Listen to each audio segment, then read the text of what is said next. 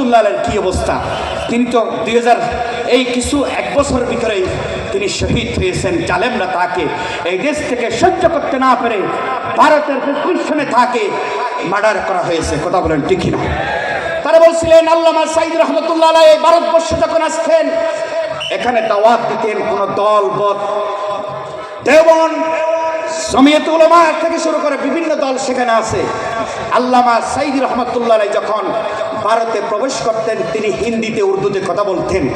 সেখানে তিনি ইসলামের দাওয়াত কি পরিমাণ, আল্লাহর আইন শত্রুকের শাসন কিভাবে কায়েম হবে এই চিন্তা এই ফিকির নিয়ে জীবনের 52টি বছর দাওয়াত দিয়েছেন 124টি রাষ্ট্রের ভিতরে। কথা বলেন ঠিক না? তাহলে বন্ধুরা আমার আল্লামা সাঈদী রহমতুল্লাহ আলাইহি রেখে যাওয়া এই জমিন, শহীদ বাদশা সৈনিক অধ্যাপক গোলাম আজম রহমতুল্লাহ আলাইহি রেখে যাওয়া জমিন, মৌলানা মতিউর রহমান নিজামী রেখে যাওয়া জমিন, আলী হাসান মুজাহিদের রেখে যাওয়া জমিন, মীর কাসেম আলী, কামরুজ্জামান, আব্দুল কাদের মোল্লা রহমতুল্লাহ আলাইহি রেখে যাওয়া এই জমিনে যতদিন আল্লাহর আইন সৎ লোকের শাসন প্রতিষ্ঠা হবে না ততদিন পর্যন্ত আমরা বিশ্রামে থাকবো না। কথা বলেন ঠিক না? প্রতিটি ঘরে ঘরে পাড়ায় মহল্লায় আমাদের মা বোন আমাদের স্ত্রীদেরকে দিনের দাওয়াত দিতে হবে।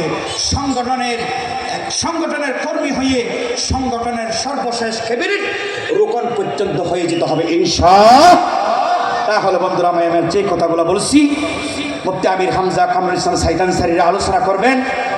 আমরা যথাসময়ে এখনো পর্যন্ত এই মাহফিলের জন্য আমরা যারা এখনো পর্যন্ত বাড়ি ঘরে মার্কেটে দোকানে পাশে বসে আছি নামাজের পর পরে অধ্যাপক মাহমুদুল হাসান সাহেব আলোচনা করবেন। সেই আশা ব্যক্ত করে সমাপ্ত গোছালো আলোচনা সময়ের অভাবে আপনাদের জন্য দোয়া রেখে দোয়ার বিকারী হয়ে আলোচনা শেষ করেছি। হাজা মাহমুদি ইনশাআল্লাহ কামরুল ইসলাম সাঈদ আনসারী সাহেব এসে গিয়েছেন মুফতি আমির হামজা শরফতে ইনশাআল্লাহ। হাজা মাহমুদুল আলহামদুলিল্লাহ মা তৌফিক ইল্লা বিল্লাহ। আসসালামু আলাইকুম।